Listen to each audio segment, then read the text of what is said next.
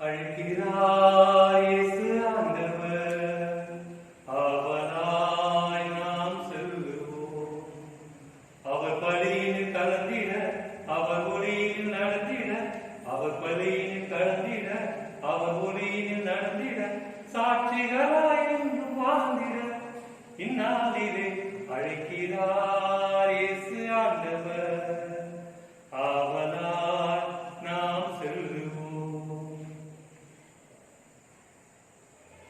கிறிஸ்துவில் பிரியமானவர்களே, இன்று இந்த புனிதமான திருப்பலியிலே செல்வி பிரேமலதா, திரு அஸ்வின் இவர்கள் கேன்சர் நோயிலிருந்து ஆண்டுடைய ஆசீர்வாதத்தால் விரைவில் சுகம் பெற வேண்டும் என்று அவர்களுக்காக கூட செபிக்கிறோம். அவருடைய குடும்ப கருத்துகளுக்காக செபிப்போம்.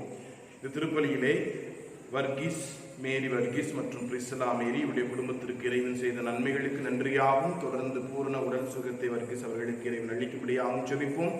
மரிய அந்தோனி அவர்களுக்கு பூரண உடல் சுகத்தையும் மற்றபடி குடும்பத்தில் இருக்கின்ற மல்லியா குடும்பத்தை இறைவன் நிறைவாக ஆஸ்வதிக்கும்படியாகவும் குடும்ப கருத்துக்கள் நிறைவேறும்படியாகவும் செபிப்போம். ஆட்லின் என்ற நமது பங்கை சார்ந்த குழந்தைக்கு இறைவன் பூரண உடல் உள்ள சௌக்கியத்தை தர வேண்டுமாயும் பாபு மற்றும் குடும்ப கருத்துக்கள் நிறைவேற வேண்டுமாயும் செபிப்போம். சந்தோஷ், ஞான பாஸ்கர் இவர்களுடைய கருத்துக்கள் குடும்ப கருத்துக்கள் நிறைவேற வேண்டியும் நினைத்த காரியங்கள் அனுகூலமாக வேண்டியும் இத்திருப்பலியானது ஒப்புக் கொடுக்கப்படுகிறது. நம்முடைய பங்கை சார்ந்த பூங்கோதை அவர்களுக்கு இதய அறுவை சிகிச்சை நல்ல முறையில் முடிந்ததற்கு நன்றியாகும். மேலும் அவர்களுக்கு பூரண உடல் சௌக்கியத்தை இறைவன் தர வேண்டுமாயும் ஒப்புக்கொடுத்து செபிக்கின்றோம். மேலும் சீனிவாசன், மீனா இவர்களுடைய குடும்ப கருத்துக்கள் நிறைவேற வேண்டுமாயும் இத்திருப்பலியில் செபிக்கிறோம். மேலுமாக இந்த திருப்பலியிலே லூர்து மேரி, ஞான பிரகாசம், சாமுவேல், சாமிநாதன் இவர்களுடைய ஆன்ம இளைப்பாற்றிக்காக நாம் செபிக்கின்றோம். ஆக்னஸ் அவர்களுடைய மூன்றாவது பிறந்த நாளில் அவர்களுக்கு குழந்தை இறைவன் குடும்பத்திற்கு கொடுத்திருக்க நன்றியாகவும் குமார் மற்றும் குடும்பத்தை இறைவன் ஆசீர்வதிக்கும்படியாகவும் இத்திருப்பலியில் மன்றாடுவோம். இந்த திருப்பலியில் பங்கு மக்கள் அனைவருடைய கருத்துக்காகவும் பங்கு தந்தை ஒப்புக் கொடுக்கின்ற இந்த திருப்பலியாக நம் அனைவரும் நம் பங்கில் இருக்கின்ற எல்லா குடும்பத்தினுடைய கருத்துக்கள் நிறைவேற வேண்டியும் செபிப்போம். மேலுமாக திருப்பலியிலே திரு டேனியல் அவர்களுடைய நினைவு நாளில் இறைவன் அவர்களுக்கு நித்திய இளைப்பாற்றி அளிக்க வேண்டுமாயும் அவருடைய மனைவி, குழந்தை மற்றும் குடும்பத்தாருக்கு ஆறுதல் இறைவன் அளிக்க வேண்டுமாயும் செபிப்போம். ஜெனிஃபர் அவர்களுடைய 1வது ஆண்டு நினைவு நாளில் அவர்களுடைய ஆன்ம இளைப்பாற்றிக்காகவும் இந்த குடும்பங்களில் இருந்த அனைத்து ஆன்மாக்களுடைய இளைப்பாற்றிக்காகவும் திருப்பலி நுணுக்கமாக மன்றாடுவோம். திருமதி தெரசா இவர்களுடைய ஆன்ம இளைப்பாற்றிக்காகவும் செபித்து திருப்பலியானது கொடுக்கப்படுகிறது. அருள் தந்தை கே பிரான்சிஸ் சேவியர் இவருடைய ஆன்ம இளைப்பாற்றிக்காகவும் திருப்பலியானது கொடுக்கப்படுகிறது. மேலுமாக புனிதமான கல்வாரி பலியிலே இணைந்து செபிக்கின்ற நாம் அனைவரும் நம்ம ஊருடைய குடும்ப கருத்துக்கள் நிறைவேற வேண்டுமாயும் இத்திருப்பலியில் உருக்கமாக மன்றாடுவோம். தந்தை, மகன், தூய ஆவியாரின் பெயராலே ஆண்டவராகிய இயேசு கிறிஸ்துவின் அருளும் கடவுளின் அன்பும் தூய ஆவியாரின் நட்புறவும் உங்கள் அனைவரோடும் என்றும் இருப்பதாக. உம் ஆன்மாவோடும் இருப்பதாக. கிறிஸ்து இயேசுவில் பிரியமானவர்களே, பொதுக்காலம் 15வது ஞாயிற்றுக்கிழமை நாம் சிறப்பிக்கின்றோம். ஊரடங்கில் வீட்டிற்குள் அடங்கி இருக்கின்ற நாம் இன்னும் புழுக்கத்தோடு தான் இருக்கிறோம். ஆனால் நம்பிக்கையை மட்டும் கைவிடவில்லை. ஆண்டவர் நம்மை கைவிடார் என்ற நம்பிக்கையோடு அவரை பார்த்து செபித்துக் கொண்டிருக்கிறோம். நம்பிக்கையில் தளராமல் ஆண்டவர் இருக்கிறார், நம்மை கைவிட மாட்டார் என்ற நம்பிக்கையோடு இல்லங்களில் இருந்து செபித்துக் கொண்டிருக்கின்ற நாம் அனைவரும் நம்முடைய கரங்களை விண்ணகத்தை நோக்கி எழுப்பி நாம் செபிப்போம். நம்பிக்கையோடு இருப்போம். ஆண்டவர் நிச்சயமாக நமக்கு தேவையான ஆறுதலை தருவார், ஆசீர்வாதத்தை தருவார் என்ற நம்பிக்கையோடு செபிப்போம். சகோதர சகோதரிகளை, தூய மறை நிகழ்வுகளை கொண்டாட தகுதி பெறும் பொருட்டு நம்முடைய பாவங்களை ஏற்றுக்கொள்வோம். உள்ளம் நொறுங்கி வருந்துவோரை நலமாக்க அனுப்ப பெற்ற ஆண்டவரை இரக்கமாயிரும். பாவிகளை தேடி மீட்க வந்த கிறிஸ்துவை இரக்கமாயிரும். தந்தையின் வலப்பக்கம் வீற்றிருந்து எங்களுக்காக பரிந்து பேசுகின்ற ஆண்டவரை இரக்கமாயிரும். எல்லாமல்ல இறைவன் நம் மீது இரக்கம் வைத்து நம் பாவங்களை மன்னித்து நம்மை நிலை வாழ்வுக்கு அழைத்து செல்வாராக. உன்னதங்களிலே கடவுளுக்கு மாட்சி உண்டாகுக. உலகினிலே நன் மனத்தோருக்கு அமைதியாகுக. உம்மை புகழ்கின்றோம், உம்மை வாழ்த்துகின்றோம், உம்மை ஆராதிக்கின்றோம், உம்மை மாட்சிப்படுத்துகின்றோம். உமது நேரான மாட்சியின் பொருட்டு உமக்கு நன்றி கூறுகின்றோம். ஆண்டவராகி இறைவா, வானுலக அரசரே, எல்லாம் உள்ள தந்தையாகி இறைவா, ஒரே மகனாய் உதித்த ஆண்டவரே இயேசு கிறிஸ்துவே, ஆண்டவராகி இறைவா, இறைவனின் செம்மறியே, தந்தையின் திருமகனே, உலகின் பாவங்களை போக்குபவரே, எங்கள் மேல் இரக்கமாயிரும். உலகின் பாவங்களை போக்குபவரே, எங்கள் மன்றாட்டை ஏற்றருளும். தந்தையின் வலப்பக்கம் வீற்றிருப்பவரே, எங்கள் மேல் இரக்கமாயிரும். ஏனெனில் இயேசு கிறிஸ்துவே, நீர் ஒருவரே தூயவர், நீர் ஒருவரே ஆண்டவர், நீர் ஒருவரே உன்னதர், தூய ஆவியாரோடு தந்தையாகி இறைவனின் மாட்சியில் இருப்பவர் நீரே. ஆமென். மன்றாடுவோமாக. இன்றும் வாழும் எல்லாம் இறைவா, தவறி நடப்போர் நன்னெறிக்கு திரும்பி வர அவர்களுக்கு உமது உண்மையின் ஒளியை காட்டுகின்றே. கிறிஸ்துவ நம்பிக்கையை கடைபிடிப்போர் அனைவரும் தமது பெயருக்கு பொருந்தாதவற்றை விளக்கவும் ஏற்றவற்றை செயல்படுத்தவும் செய்தருள்வீராக. உமோடு தூய ஆவியாரின் ஒன்றிப்பில் இறைவனாய் என்றென்று வாழ்ந்து ஆட்சி செய்கின்ற எங்களது ஆண்டவரும் உமது திருமகனுமாகிய இயேசு கிறிஸ்து வழியாக உம்மை மன்றாடுகின்றோம். ஆமென்.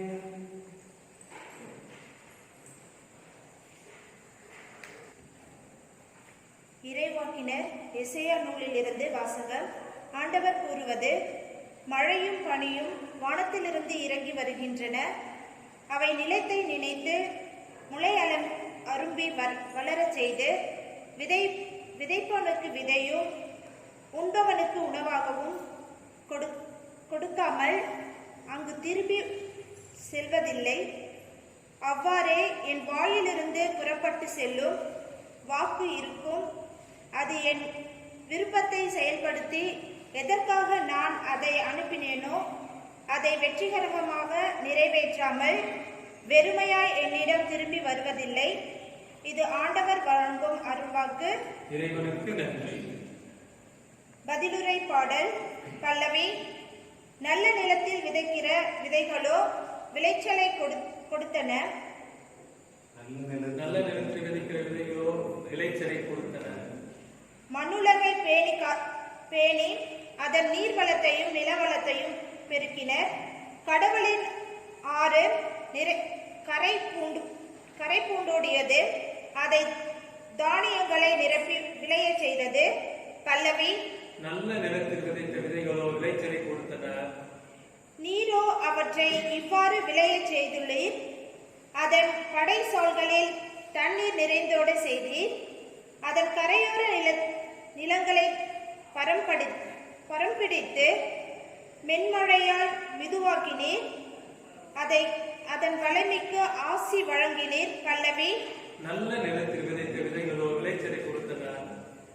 ஆண்டு முழுவதும் உமது நல்லத்தால் மூடி சூட்டுகின்றன. உம்முடைய வழிகள் எல்லாம் வளம் கொழிக்கின்றன.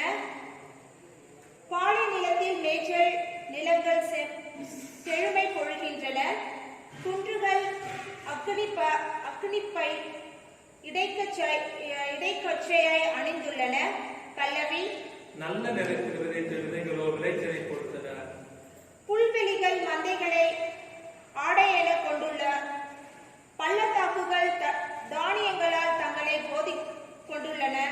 அவற்றில் எங்கும் ஆரவாரம், நமக்கெங்கும் இன்னிசை. பல்லவி. நல்ல நிலத்தில் விதைத்த விதைகளோ விளைச்சலை கொடுத்தன.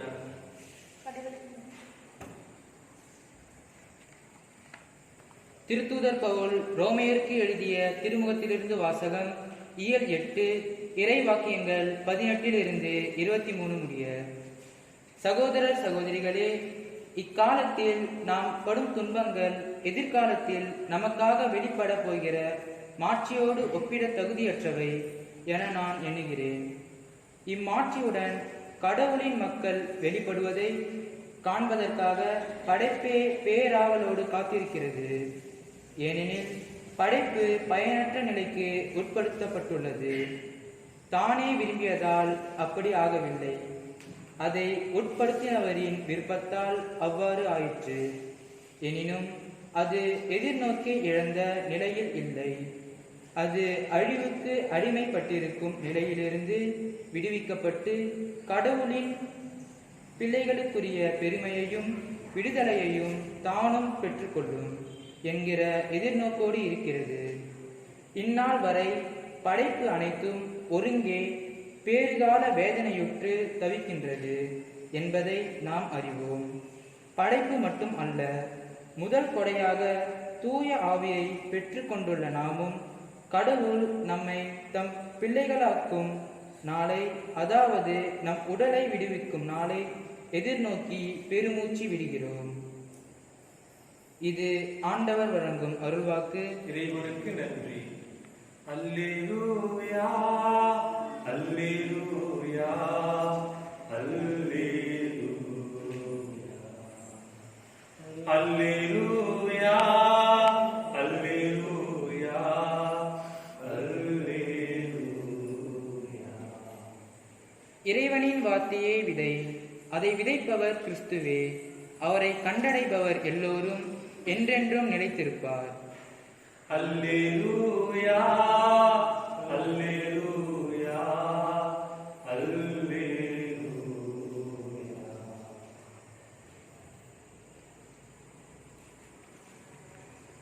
ஆண்டவர் உங்களோடு இருப்பாராக. உம் ஆன்மாவோடும் இருப்பாராக. தூய மத்தேயு எழுதிய பரிசுத்த நற்செய்தியிலிருந்து வாசகம். ஆண்டவரே, மாட்சி உமக்கே. அதிகாரம் 13, இறைவசனங்கள் 1 முதல் 23 முடிய. காலத்தில் இயேசு வீட்டிற்கு வெளியே சென்று கடலோரத்தில் அமர்ந்தார். மக்கள் பெருந்திரளாய் அவரிடம் ஒன்று கூடி வந்தனர். ஆகவே அவர் படகில் ஏறி அமர்ந்தார். திரண்டிருந்த மக்கள் அனைவரும் கடற்கரையில் நின்று கொண்டிருந்தனர். அவர் ஓமைகள் வாயிலாக பலவற்றை குறித்து அவர்களோடு பேசினார். விதைப்பவர் ஒருவர் விதைக்க சென்றார். அவர் விதைக்கும் பொழுது சில விதைகள் வழியோரம் விழுந்தன. பறவைகள் வந்து அவற்றை விழுங்கிவிட்டன. வேறு சில விதைகள் மிகுதியான மண் இல்லா பாறை பகுதிகளில் விழுந்தன. அங்கே மண் ஆழமாக இல்லாததால் அவை விரைவில் முளைத்தன. ஆனால் கதிரவன் மேலே எழ அவை காய்ந்து வேறு இல்லாமையால் கருகி போயின. மற்றும் சில விதைகள் முட்செடிகளின் இடையே விழுந்தன. முட்செடிகள் வளர்ந்து அவற்றை நெருக்கிவிட்டன. ஆனால் இன்னும் சில விதைகள் நல்ல நிலத்தில் விழுந்தன. அவற்றுள் சில 100 மடங்காகவும், சில 60 மடங்காகவும், சிலது 30 மடங்காகவும் விளைச்சலை கொடுத்தன. கேட்க செவியுள்ளோர் கேட்கட்டும் என்றார். சீடர்கள் அவர் அருகே வந்து, ஏன் அவர்களோடு ஓமைகள் வாயிலாக பேசுகின்றீர் என்று கேட்டார்கள். அதற்கு இயேசு அவர்களிடம் மறுமொழியாக கூறியது, விண்ணரசின் மறைபொருளை அறிய உங்களுக்கு கொடுத்து வைத்திருக்கிறது, அவர்களுக்கு கொடுத்து வைக்கவில்லை. உள்ளவருக்கு கொடுக்கப்படும், அவர் நிறைவாக பெறுவார். மாறாக இல்லாதவரிடமிருந்து உள்ளதம் எடுக்கப்படும். அவர்கள் கண்டும் காண்பதில்லை, கேட்டும் கேட்பதில்லை, புரிந்து கொள்வதில்லை. இதனால் தான் நான் அவர்களோடு ஓமைகள் வாயிலாக பேசுகிறேன். இவ்வாறு எசேயாவின் பின்வரும் இறைவாக்கு அவர்களிடம் நிறைவேறிற்று. நீங்கள் உங்கள் காதால் தொடர்ந்து கேட்டும் கருத்தில் கொள்வதில்லை, உங்கள் கண்களால் பார்த்து கொண்டு இருந்தும் உணர்வதில்லை. இம்மக்களின் நெஞ்சம் கொழுத்து போய்விட்டது, காதும் மந்தமாகிவிட்டது. இவர்கள் தம் கண்களை மூடிக்கொண்டார்கள். எனவே கண்ணால் காணாமலும், காதால் கேளாமலும், உள்ளத்தால் உணராமலும், மனமாறாமலும் இருக்கின்றார்கள். நானும் அவர்களை குணமாக்காமல் இருக்கிறேன். உங்கள் கண்களோ பேறு பெற்றவை, ஏனெனில் அவை காண்கின்றன. உங்கள் காதுகளும் பேறு பெற்றவை, ஏனெனில் அவை கேட்கின்றன. நான் உறுதியாக உங்களுக்கு சொல்லுகிறேன், பல இறைவாக்கினர்களும் நேர்மையாளர்களும் நீங்கள் காண்பவற்றை காண ஆவல் கொண்டிருந்தார்கள், ஆனால் அவர்கள் காணவில்லை. நீங்கள் கேட்பவற்றை கேட்க விரும்பினார்கள், ஆனால் அவர்கள் கேட்கவில்லை. எனவே விதைப்பவர் உவமையை பற்றி கேளுங்கள். வழியோரம் விதைக்கப்பட்ட விதைகளுக்கு ஒப்பானோர் இறையாட்சியை குறித்து இறைவார்த்தையை கேட்டும் புரிந்து கொள்ள மாட்டார்கள். அவர்கள் உள்ளத்தில் விதைக்கப்பட்ட விதையை தீயோன் கைப்பற்றி செல்வான். பாறை பகுதிகளில் விதைக்கப்பட்ட விதைகளுக்கு ஒப்பானோர் இறைவார்த்தையை கேட்டவுடன் அதை மகிழ்ச்சியோடு ஏற்றுக்கொள்வார்கள், ஆனால் அவர்கள் வேரற்றவர்கள். எனவே அவர்கள் சிறிது காலமே நிலைத்திருப்பார்கள். இறைவார்த்தையின் பொருட்டு வேதனையோ இன்னலோ நேர்ந்தவுடனே தடுமாற்றம் அடைவார்கள். முட்செடிகளுக்கு இடையில் விழுந்த விதைகளுக்கு ஒப்பானோர் இறைவார்த்தையை கேட்டும் உலக கவலையும் செல்வ மாயையும் அவ்வார்த்தையை நெருக்கி விடுவதால் பயன் அளிக்க மாட்டார்கள். நல்ல நிலத்தில் விதைக்கப்பட்ட விதைகளுக்கு ஒப்பானோர் இறைவார்த்தையை கேட்டு புரிந்து கொள்வார்கள். இவர்களுள் சிலர் 100 மடங்காகவும், சிலர் 60 மடங்காகவும், சிலர் 30 மடங்காகவும் பயன் அளிப்பர். ஏது கிறிஸ்துவின் நற்செய்தி. கிறிஸ்துவே உமக்கு புகழ்.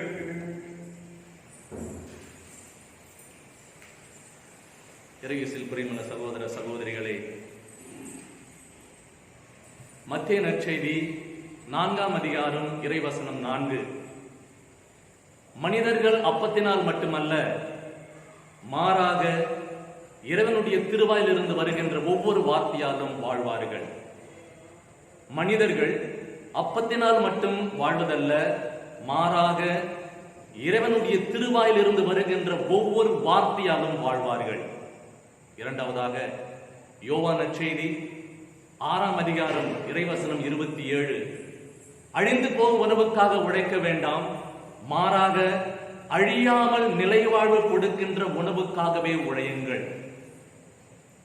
அழிந்து போகின்ற உணவுக்காக உழைக்க வேண்டாம், மாறாக அழியாமல் நிலைவாழ்வு கொடுக்கின்ற உணவுக்காகவே உழையுங்கள். லூக்கா நற்செய்தி 8ஆம் அதிகாரம் 16வது இறைவசனம் சொல்லுகிறது, விதை என்பது இறை வார்த்தை குறிக்கின்றது. இன்றைய நற்செய்தியில் மத்தேயு நற்செய்தி அதிகாரம் 13 1 23 இறைவசனம் நாம் வாசித்தோம். அங்கே விதை விதைப்பவரின் உவமை பற்றி நாம் கேட்டோம். ஆகையால் விதை எதை குறிக்கிறது என்றால் இறை வார்த்தையை குறிக்கிறது. விதை எதை குறிக்கிறது என்றால் இறை ஆட்சியை குறிக்கின்றது. அதைத்தான் கிறிஸ்து பிறப்பதற்கு முன்பாக கிறிஸ்துனுடைய தன்மை என்னவென்று நாம் காணுகின்றோம். கிறிஸ்து மனிதனாக பிறப்பதற்கு முன்பாக கிறிஸ்துடைய தன்மை என்னவென்றால் ஒரு வார்த்தையாக இருந்தார், ஒரு ஞானமாக இருந்தார், ஒரு சோஃபியாக இருந்தார், ஒரு விஷ்டமாக இருந்தார். அப்ப கிறிஸ்து மனிதனாக அவதரிக்கும் முன்பாக, கிறிஸ்து மனிதனாக பிறப்பதற்கு முன்பாக வார்த்தையாக இருந்தது என்று இறைவசனம் சொல்லுகிறது. அந்த வார்த்தையாக இருந்த இறை மகன் இயேசு கிறிஸ்து மனிதனுடைய மீட்புக்காக மனிதனாக பிறக்க திருவுளம் கொண்டார். இதைத்தான் யோவான் நற்செய்தி 1ஆம் அதிகாரம் 14வது வசனத்தில் வாசிக்கின்றோம். வார்த்தை மனிதரானார். வார்த்தை என்கின்ற ஆண்டவர் இயேசு கிறிஸ்து மனிதனாக பிறப்பதை நாம் காண்கின்றோம். ஆகையால் இன்றைய நற்செய்தியின் மைய கருத்து 4 பாயிண்ட்ஸ்களை நமக்கு கொடுக்கின்றன. முதலாவது மத்தேயு நற்செய்தி 13ஆம் அதிகாரம் 4வது வசனம், சில விதைகள் வழியோரம் விழுந்தன. வழியோரம் விழுந்த விதைகள் வானத்து பறவைகள் என்ன செஞ்சன? அது தின்று விட்டன என்கின்றது. இரண்டாவது, சில விதைகள் பாறை மேல் விழுந்தன. அங்கே மண் ஆழமாக இல்லாததால் அந்த விதைகள் முளைத்து சற்று நேரத்தில் முளைத்து காய்ந்து விட்டன என்கின்றது. மூன்றாவதாக, சில விதைகள் முட்செடி நடுவில் விழுந்தன என்கின்றது. இந்த முட்செடி நடுவில் விழுந்ததனால் அந்த செடிகள் வளர இந்த விதைகள் வளர்ச்சி இல்லாமல் நெருக்கிவிட்டன. நான்காவதாக, சில விதைகள் நல்ல நிலத்தில் விழுந்தன. அந்த நல்ல நிலத்தில் விழுந்த விதைகள் 100 மடங்காகவும் 60 மடங்காகவும் 30 மடங்காகவும் பயன் அளித்தன. அப்ப இறை வார்த்தைக்கு என்ன இருக்கிறது? ஒரு வல்லமை உண்டு. இதைத்தான் பார்க்கின்றோம். யோவான் நற்செய்தி 6ஆம் அதிகாரம் 41வது வசனம் சொல்லுகிறது, வார்த்தையான அந்த இறைவன் மனிதனாக நமக்கு உணவாக மாறுகின்றார். மேலும் யோவான் நற்செய்தி 6ஆம் அதிகாரம் 51வது வசனம், விண்ணிலிருந்து இறங்கி வந்த உயிருள்ள உணவு நானே என்கின்றார் ஆண்டவர் இயேசு கிறிஸ்து. அந்த வார்த்தை என்பவர் உணவாக மாறுவதை நாம் பார்க்கின்றோம். அதைத்தான் மத்தேயு நற்செய்தி 4ஆம் அதிகாரம் 4வது இறைவசனம் மற்றும் லூக்கா நற்செய்தி 4ஆம் அதிகாரம் 4, 5 இறைவசனம் சொல்லுகிறது, மனிதர்கள் அப்பத்தினால் மட்டும் வாழ்வதல்ல, மாறாக இறைவனுடைய வாயிலிருந்து வருகின்ற ஒவ்வொரு வார்த்தையாலும் வாழ்வார்கள். அன்புமிக்க சகோதர சகோதரிகளே, இறை வார்த்தை என்பது நமக்கு வாழ்வை அளிக்கின்றன. ஒரு முக்கியமான ஒரு பெஸ்ட் எக்ஸாம்பிள் யாரை நாம் சொல்லலாம் என்றால், இறை வசனத்திற்காக தன்னையே அர்ப்பணித்த ஒரு பெண்மணி யார் என்றால் அன்னை கன்னிமரியாளை நாம் காணலாம். இறை வார்த்தைக்காக தன்னை ஒரு தகன பலியாக அர்ப்பணித்தவர்கள், இறை வார்த்தையாக தன்னையே முழுவதும் அர்ப்பணித்தவள் அன்னை கன்னிமரியா. இதைத்தான் புனித அந்தோனியுடைய வாழ்வில் பார்க்கின்றோம். வரலாற்று நமக்கு சொல்லுகிறது, ஒவ்வொரு நாளும் குழந்தை இயேசு அந்தோனியாரை சந்திப்பது வழக்கம் என்பார்கள். அதே போன்று அன்னை கன்னிமரியாலும் அந்தோனியாரை சந்திப்பது வழக்கம் என்பது வரலாற்று சொல்லுகிறது. ஒரு நாள் அந்தோனியார் உள்ளத்தில் ஒரு டவுட் ஏற்பட்டது. என்னவென்றால், உண்மையாகவே அன்னை கன்னிமரியால் விண்ணகத்தில் உடலோடும் சரீரத்தோடும் ஆன்மாவோடும் இருக்கின்றார்களா அப்படி என்கின்ற ஒரு டவுட் ஏற்பட்டது. இது அன்னை கன்னிமரியால் தெரியாது இருக்குமா? நிச்சயமா தெரியும். அதனால் அன்னை கன்னிமரியால் வந்து சொல்றாங்க, அந்தோனியாரே, உமது உள்ளத்தில் ஒரு டவுட்டை நீர் எண்ணுகின்றீர், உமது உள்ளத்தில் ஒரு கேள்வி நீ எழுப்புகின்றீர். ஆண்டவராக இயேசு கிறிஸ்து மனிதனுடைய மீட்புக்காக மனித அவதாரம் எடுப்பதற்காக கடவுள் திருவுளம் கொண்டார். அந்த மனிதனாக பிறப்பதற்கு ஒரு பெண்மணி தேவைப்பட்டது. அந்த பெண்மணியானவள் என்னை கடவுள் தேர்ந்தெடுத்தாள். அப்ப இறை மனிதன் மனிதனாக பிறப்பதற்கு ஒரு பெண்மணியானவள் தேவைப்பட்டது. இறை மைந்தர் வார்த்தை என்கின்ற ஆண்டவர் இயேசு கிறிஸ்து மனிதனாக பிறப்பதற்கு ஒரு பெண்மணி தேவைப்பட்டது. அப்ப ஆண்டவர் இயேசு கிறிஸ்துடைய உள்ளத்தில், அவருடைய உடலில் ஓடுகின்ற ஒவ்வொரு துளி ரத்தம் யாருடையது? என்னுடையவை. ஆண்டவர் இயேசு கிறிஸ்துடைய உடலில் ஓடுகின்ற ஒவ்வொரு துளி ரத்தமும் என்னுடையவை. ஆகையால் நான் இந்த உலகத்தை விட்டு மறைந்தாலும், நான் செத்தாலும், ஆண்டவராகிய இயேசு கிறிஸ்து இந்த உடலை மண்ணோடு மண்ணாக மக்குவதற்கு ஒரு நாளும் அனுமதிக்க மாட்டார். அப்படி இந்த உடலை மண்ணோடு மண்ணாக மக்குவதற்கு அவர் அனுமதித்தார் என்றால், அவருடைய உடலையே அவர் மண்ணுக்கு கையளிக்கிறார் என்பது பொருளாகும். ஏனென்றால் இறை வார்த்தைக்கு அழிவே இல்லை. யோவான் நற்செய்தி 10ஆம் அதிகாரம் 35வது வசனத்தில் வாசிக்கின்றோம்.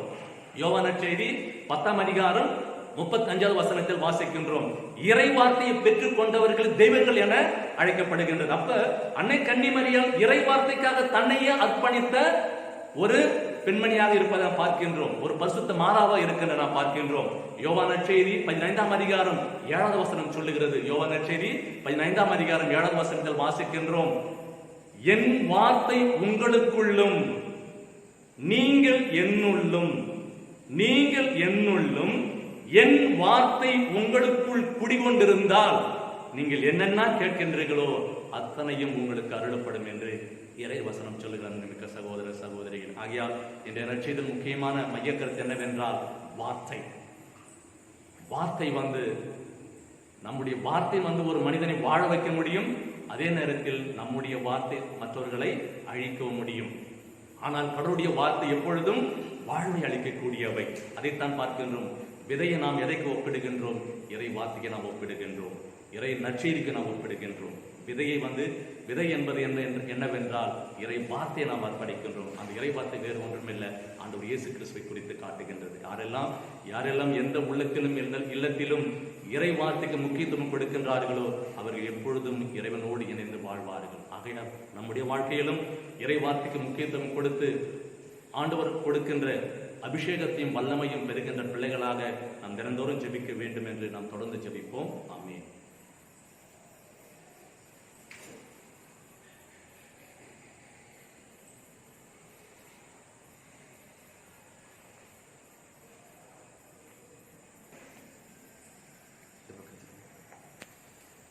அன்புக்குரியவர்களே, ஆண்டவருடைய திருசன்னிதானத்தில் அருட்தந்தையர்கள், நாங்கள் அனைவரும் உங்கள் அனைவருக்காக ஜெபித்துக் கொண்டிருக்கின்றோம். உங்களுடைய குடும்பங்களுக்காக ஜெபித்துக் கொண்டிருக்கின்றோம். இந்த வேளையிலே திருப்பலியில் பங்கெடுத்து ஜெபித்துக் கொண்டிருக்கின்ற நாம் அனைவரும் நம்முடைய இல்லங்களில் இருந்தவாறு நம்முடைய தேவைகளுக்காக, நம்முடைய குடும்ப தேவைகளுக்காக ஜெபிப்போம்.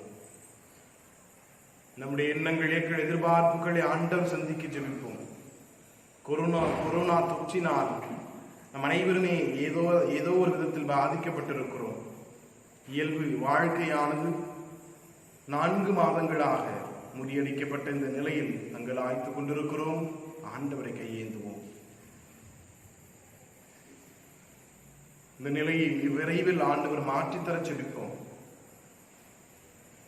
எங்கள் தாயும் தந்தையுமான இறைவா, போற்றி புகழ்ந்து நன்றி சொல்லுகிறோம். ஒரே குடும்பமாக இணைந்து நாங்கள் ஜெபிக்கின்றோம். என் பங்கில் இருக்கின்ற குடும்பங்களை ஆசீர்வதித்தருளும். எத்தனையோ குடும்பங்களில் மக்கள் நோயினால் அவதிப்படுகின்றார்கள். ஆண்டவரை திருக்கரம் படைக்கின்றோம். உடைய ஆசீர்வாதமிக்க கரங்களினால் அவர்களை புனிதப்படுத்தீர்கள். உடைய கரங்களினால் நீ தொட்டவர்கள் அனைவரும் சுகமடைந்தார்கள், பலம் பெற்றார்கள். நீதாமே உடைய ஆசீர்வாதமிக்க கரங்களினால் எம் பங்கில் இருக்கின்ற, எம் கிளை பங்குகளில் இருக்கின்ற எல்லா குடும்பங்களையும் ஆசீர்வதித்தலும். நோயினால் அவதிப்படுகின்ற பிள்ளைகளை ஆசீர்வதித்தலும். இந்த திருப்பலியில் நாங்கள் யார் யாருக்கெல்லாம் செபிக்கின்றோம் அவர்கள் ஒவ்வொருவரையும் உடைய குடும்பங்களையும் ஆசீர்வதித்தலும். ஆண்டவரே, எங்களுடைய தேவைகளில் அறிந்திருக்கின்றபடியினாலும் பாதில் பொடி செபிக்கிறோம். எங்களை ஆசீர்வதித்தரும். எங்களுடைய கண்ணீரை நீர் காண்பவராக இருக்கிறீர் என்று நாங்கள் நம்புகிறோம். ஆண்டவரே, எங்களுக்கு ஆறுதலையும் தேர்தலையும் கொடுத்தரும். உன் பிள்ளைகள் நாங்கள் அழிந்து போக நீர் ஒருபோதும் விடமாட்டீர். எங்களுக்கு வாழ்வை கொடுக்க வந்தவராக இருக்கின்றீர். எங்களை ஆசீர்வதித்தருளும். உங்களுடைய நோயிலிருந்து எங்களை சுகப்படுத்தியருளும். எங்களுடைய குடும்பங்களுக்கு தேவையான ஆசீர்வாதத்தை கொடுத்தருளும். இந்த நோயின் காரணத்தினால் நாங்கள் வேலை இழந்து தவிக்கின்றோம். வேலைக்கு செல்ல முடியாமல், சம்பாத்தியம் இல்லாமல் வீட்டிலே வறுமையை நாங்கள் வாழ்ந்து கொண்டிருக்கிறோம். எங்களுடைய தேவைகளை அறிகின்றீர். ஆண்டவரே, உன் பிள்ளைகளாகி எங்களுக்கு தேவையான அருளையும் ஆசீர்வாதத்தையும் விரைவில் கொடுத்தருளும். எங்கள் பிள்ளைகளை ஆசீர்வாதத்திலும் எங்கள் குடும்பங்களின் சமாதானத்தை கொடுத்தருளும். நாங்கள் அனைவரும் மீது வைத்திருக்கிற நம்பிக்கையை ஆழப்படுத்தியருளும். எங்களை ஆசீர்வதித்தருளும். எங்களை பொறுப்படுத்திக் கொள்ளும் வழி நடத்தியருளும். இந்த மன்றாட்டுக்களை எல்லாம் எங்கள் ஆண்டவரும் உன் திருமகனும் ஆகிய இயேசு கிறிஸ்து வழியாக மன்றாடுகின்றோம். ஆமென்.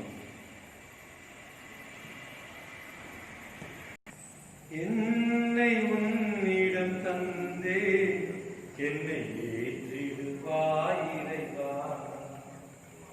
இருப்பதெல்லாம் பொறுத்து விட்டே, உன்னை போல் மாற்றிடுவாய்.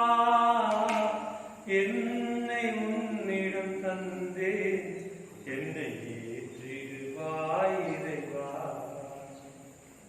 நொறுங்கிய உள்ளம் தருகின்றே, நிறைவினை காண விழைகின்றே. நொறுங்கிய உள்ளம் தருகின்றே, நிறைவினை காண விழைகின்றே. உன்னிடத்தில் சரணடைந்தே, இனி எல்லாம் நிறைவாகும். உன்னிடத்தில் சரணடைந்தே, இனி எல்லாம் நிறைவாகும். அதை உணர்ந்து கொண்டே இறைவா. சகோதர சகோதரிகளே, என்னுடையதும் உங்களுடையதுமான இப்பலி எல்லாமல்ல தந்தையாக இறைவனுக்கு ஏற்றதாகும்படி மன்றாடுங்கள்.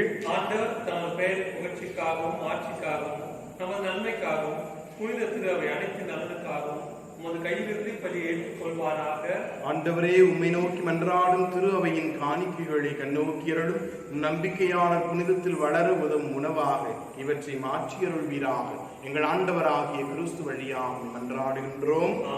ஆண்டவர் உங்களோடு இருப்பாராக, ஆன்மாவோடும் இருப்பாராக. இதயங்களை மேலே எழுப்புங்கள். ஆண்டவரிடம் எழுப்பியுள்ளோம். இறைவனாகிய ஆண்டவருக்கு நன்றி கூறுவோம். அது தகுதி நீதியுமானது. ஆண்டவரை, தூயவரான தந்தையே, என்றும் உள்ள எல்லாம் அந்த இறைவா, எங்கள் ஆண்டவராகிய கிறிஸ்து வழியாக எந்நாளும் எவ்விடத்திலும் நாங்கள் உமக்கு நன்றி செலுத்துவது மெய்யாகவே தகுதியும் நீதியுமாகும், எங்கள் கடமையும் மீட்புக்குரிய செயலுமாகும். ஏனெனில் கிறிஸ்து பிறந்து முன்னைய பாவ நிலையிலிருந்து மனிதரை புதுப்பித்தார், பாடுபட்டு எங்கள் பாவங்களை அழித்தார், இறந்தோரிடமிருந்து உயிர்த்தெழுந்து நிலை வாழ்வுக்கு வழிவகுத்தார். தந்தையே, அவர் உம்மிடம் முன்னேறி வந்து விண்ணகத்தின் கதவுகளை திறந்து வைத்தார்.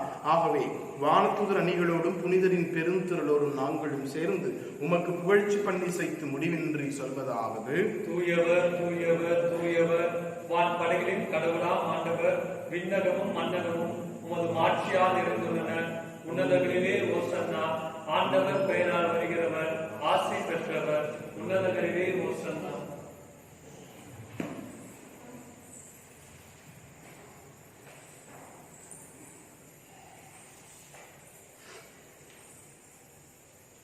ஆண்டவரே, நீ மெய்யாகவே தூயவர், தூய்மை அனைத்திற்கும் ஊற்று. ஆகவே உம்முடைய ஆவியை பொழிந்து காணிக்கைகளை தூய்மைப்படுத்த உம்மை வேண்டுகின்றோம். இவ்வாறு எங்கள் ஆண்டவர் இயேசு கிறிஸ்துவின் உடலும் இரத்தமுமாக எங்களுக்கு இவை மாறுவனவாகும். அவர் பாடுபட உளம் கனிந்து தம்மை கையளித்த போது அப்பத்தை எடுத்து நன்றி செலுத்தி அதை பிட்டு தம் சீடர்களுக்கு அளித்து கூறியதாவது: அனைவரும் இதிலிருந்து பெற்று உண்ணுங்கள், ஏனெனில் இது உங்களுக்காக கையளிக்கப்படும் என் உடல்.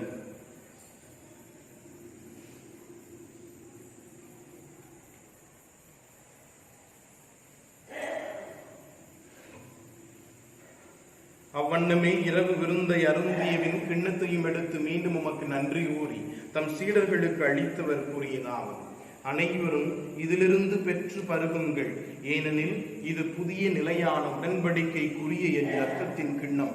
இது பாவ மன்னிப்புக்கென்று உங்களுக்காகவும் பலருக்காகவும் சிந்தப்படும். இதை என் நினைவாக செய்யுங்கள்.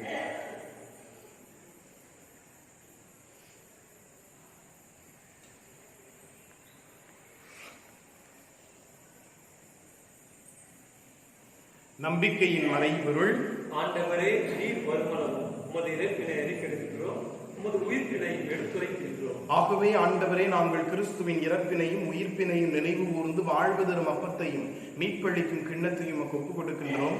உம் திருமுன் நின்று ஊழியம் புரிய தகுந்தவர்கள் என எங்களை ஏற்றுக்கொண்டீர். எனவே உமக்கு நன்றி செலுத்துகின்றோம். மேலும் கிறிஸ்துவின் உடலிலும் இரத்தத்திலும் பங்கு கொள்ளும் எங்களை தூய ஆவியார் ஒன்று சேர்க்க வேண்டுமென உம்மை தாழ்மையுடன் நன்றாடுகின்றோம். ஆண்டவரே, உலகெங்கும் பரவியிருக்கும் திரு அவை நினைவு கூர்ந்தருளும் எங்கள் திருத்தந்தை பிரான்சிஸ், எங்கள் ஆயர் நீதிநாதர், எல்லா திருநிலையினர் ஆகிய அனைவரோடும் உமது திரு அவை அன்பில் நிறைவு பெற செய்திருடும். மேலும் உயிர்த்தெழும் எதிர்நோக்குடன் துயில்களும் என் சகோதர சகோதரிகளையும் இறந்தோர் அனைவரும் இரக்கத்துடன் நினைவு கூர்ந்து உமது திருமுக ஒளியினுள் ஏற்றிடும் எங்கள் அனைவர் மீதும் இரக்கம் ஆயிரம். கடவுளின் கன்னித்தாயான புனித மரியா, அவருடைய கணவரான புனித யோசேப்பு, புனித திருத்தூதர்கள், இவ்வுலகில் உமக்கு உந்தவராய் இருந்தோராகிய புனிதர் அனைவருடனும் நாம் நிலைவாழ்வில் பங்கு கொள்ளும் தகுதி பெற்று உம் திருமகன் இயேசு கிறிஸ்து வழியாக உம்மை புகழ்ந்தேற்றும் வரமருள உம்மை மன்றாடுகின்றோம்.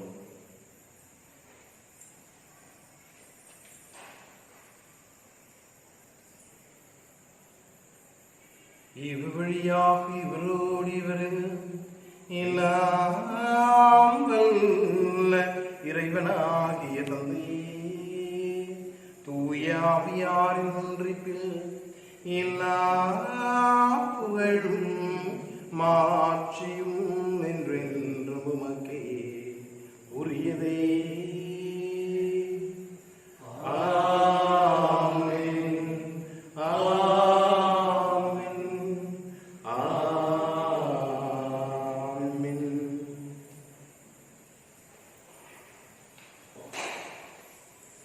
மீட்பரின் கட்டளையால் கற்பிக்கப்பட்டு இறை படிப்பினையால் பயிற்சி பெற்று நாம் துணிந்து சொல்வோம்: விண்ணுலகில் இருக்கிற எங்கள் தந்தையே, உமது பெயர் தூயதென போற்றப் பெறுக. உமது ஆட்சி வருக. உமது திருவுளம் விண்ணுலகில் நிறைவேறுவது போல மண்ணுலகில் நிறைவேறுக. எங்கள் அன்றாட உணவை இன்று எங்களுக்கு தாரும். எங்களுக்கு எதிராக குற்றம் செய்வோரை நாங்கள் மன்னிப்பது போல எங்கள் குற்றங்களை மன்னியும்.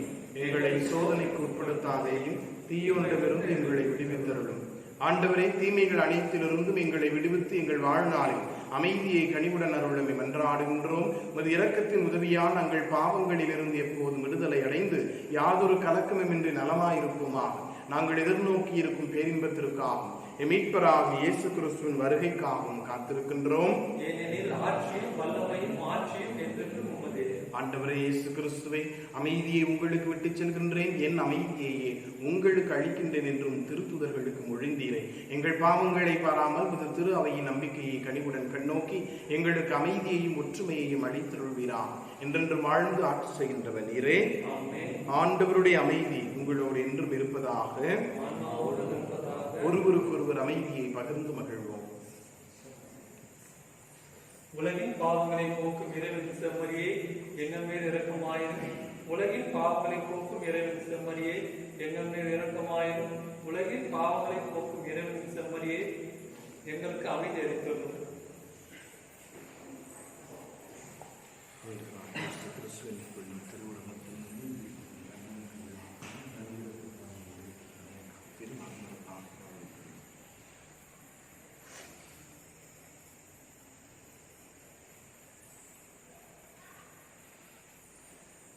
இதோ இறைவனின் செம்மறி, இதோ உலகின் பாவங்களை போக்குகின்றவர். செம்மறின் விருந்துக்கு அழைக்கப்பெற்ற நாம் அனைவரும் பேறு பெற்றோர். ஆண்டவரே, நீர் என் நிலத்துக்கு எழுந்துள்ள நான் தகுதியற்றவர், ஆனால் ஒரு வார்த்தை மட்டும் சொல்லுகிறதும் என் ஆன்மா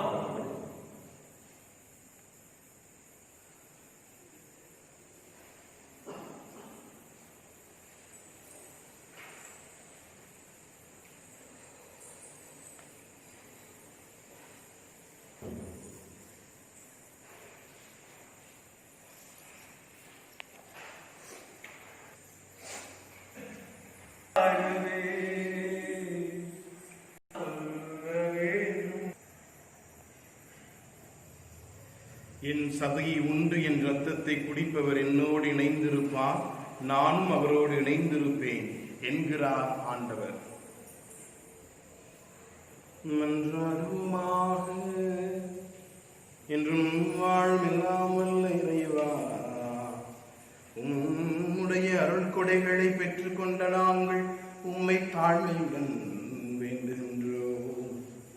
இவ்வாறு இம்மறை நிகழ்வுகளில் நாங்கள் அடிக்கடி பங்கேற்பதால் அவற்றின் மீட்பு அளிக்கும் பயன் எங்களில் வளரச் செய்வீராக. எங்கள் ஆண்டவராகிய கிறிஸ்து வழியாக உம்மை மன்றாடுகின்றோம். அன்புக்குரியவர்களே, இன்று நம்முடைய பங்கிலே நம்முடைய கத்தோலிக்க திரு அவையில் இணைக்கப்பட்டிருக்கின்ற தெரசா அவர்களை நாம் வரவேற்கின்றோம். கரவொலி எழுப்பி நம்முடைய வாழ்த்துக்களை நாம் தெரிவித்துக் கொள்வோம்.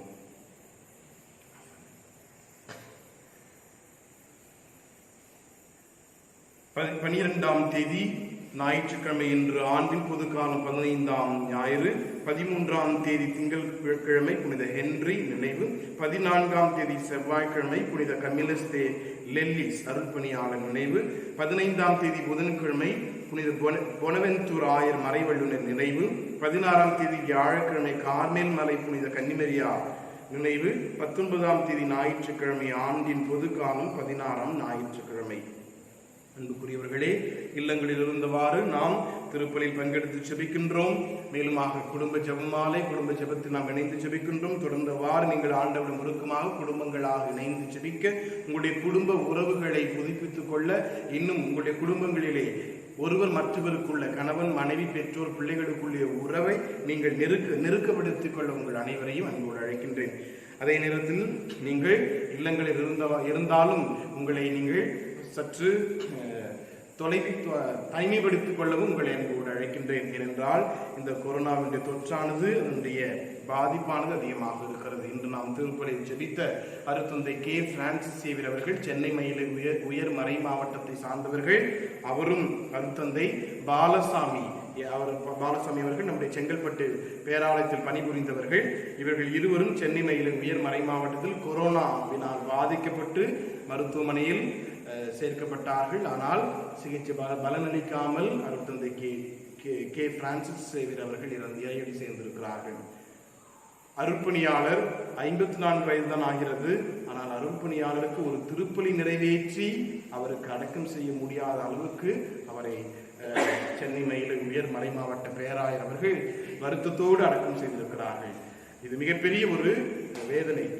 ஆகவே நமக்கு ஏன் இதை சொல்லுகிறேன் என்றால், நாம் சற்று கவனமாக இருக்க உங்களை அன்போடு கேட்டுக்கொள்கின்றேன். யாரிடமிருந்து எப்படி இந்த தொற்று வரும் என்பது நமக்கு புரியாத ஒரு புதிராக இருக்கின்ற நேரத்திலே இந்த இறப்புகள் எல்லாம் நமக்கு உணர்த்துகின்ற பாடம் நாம் கவனமாக இருக்க வேண்டும் என்பதுதான். ஆகவே நாம் போகின்ற பொழுதும் வருகின்ற பொழுதும் இருக்கின்ற இடங்களில், பணி செய்கின்ற இடங்களில் சற்று கவனத்தோடு இருக்க உங்கள் அனைவரையும் அன்போடு கேட்டுக்கொள்கின்றேன். இன்னும் நிறைய பேர் எனக்கு இன்னும் உதவி செய்ய நிறைய ஆசைதான். உதவிகள் செய்திருக்கிறோம். நிறைய பேர் உதவிகள் கேட்கிறீர்கள். அங்கங்கே கிடைக்கின்ற உதவி வைத்து செய்கின்றேன். நான் நிறைய பேர் மருத்துவ செலவுகள் மற்றும் வீட்டில் கஷ்டமாக இருக்குன்னு சொல்லி நிறைய பேர் வந்து பண உதவியும் கேட்கிறீர்கள். எனக்கு கொஞ்சம் கஷ்டமாக தான் இருக்குது. ஏன்னா ஏற்கனவே நம்முடைய பங்குடைய வருமானம் உண்டியல் காசு கொஞ்சம் கொடுக்குற சந்தா காசை வச்சு தான் மேனேஜ் பண்ணி எல்லாம் கொடுக்கணும். சேலரி தரணும், இபி பில்லு கட்டணும், மற்ற கோயிலுடைய பராமரிப்பு இருக்கிறது. இதையெல்லாம் நீங்கள் புரிந்து கொள்ள வேண்டுமாய் அனைவரையும் அன்போடு கேட்டுக்கொள்கிறேன். ஆண்டவர் உங்களோடு இருப்பாராக. எல்லாம் வல்ல இறைவன் தந்தை மகன் தூயாவியார் உங்களுக்கு ஆசி வழங்குவாராக. சென்று வாருங்கள், திருப்பலி நிறைவேறிற்று.